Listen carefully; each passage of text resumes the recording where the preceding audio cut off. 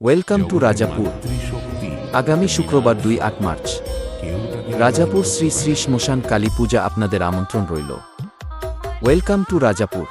জগতে মাতৃশক্তি একটা বিরাট শক্তি, কেউ তাকে লঙ্ঘন করতে পারে না।